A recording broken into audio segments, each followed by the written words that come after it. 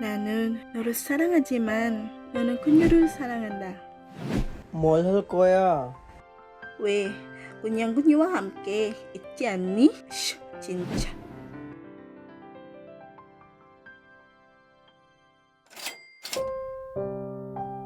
Pang-Korean drama o K-drama rin daw ang mga pangyayari sa buhay ni Ma'am Shell. Negosyante na noon pa man si Shell at ang kanyang asawang si Stephen. Nagsusupply sila ng mga pagkain sa mga school canteen. Nang itigil nila ang negosyo para magtrabaho bilang manager sa BPO company, saka naman dumating ang matinding dagok sa kanilang buhay. Taong 2015, nagkaroon ng isang malalang karamdaman si Stephen. Chronic Kidney Disease o CKD Stage 5. Ito yung labis na pagkasira ng bato kaya di na ito gumagana. Dahil kailangan ng extra income para maipagamot ang asawa, naisip nilang magnegosyo muli. At dito na nga nabuo ang Shell's Whisk.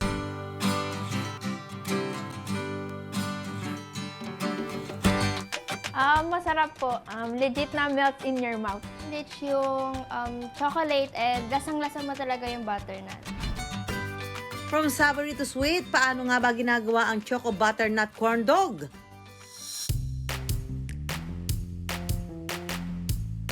Tuturuan ko kayo kung paano gumawa ng Choco Butternut Korean Corn Dog. Ihalo muna ang asin sa harina. Sa hiwalay na lalagyan, ibuhos ang tubig. Lagyan ng yeast, pati na rin ng egg. Saka pagsabahin ng dry at wet ingredients. Hahaluin lang po natin ng mabuti para makuha natin yung right consistency.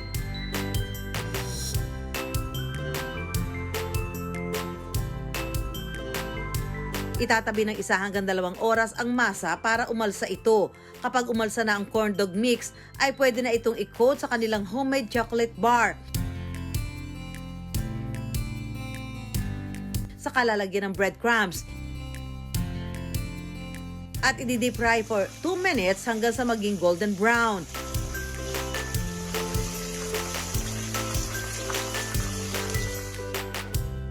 And for the finale, bubudburan ito ng Choco Butternut Streusel.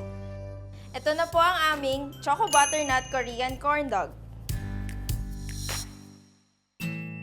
Dahil bumenta ang Choco Butternut Corn Dog, nagdagdag na rin sina Shell ng iba pang sweet flavors ng corn dog. Nariyan ang Oreo Mojo at Perfect Matcha. Ang bawat isa ay naibebenta nila ng 105 pesos.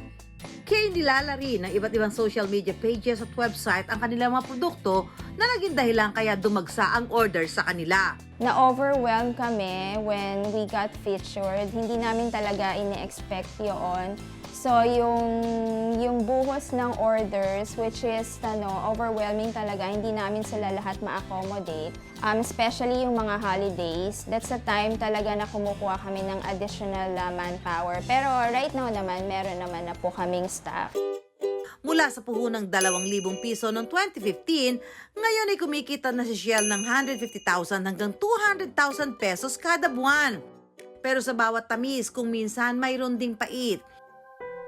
Sa kasamaang palad nga, yumao rin ang asawa ni Shell noong 2020. Ganun pa man, nanatiling inspirasyon niya ang kanyang mga anak at si Stephen.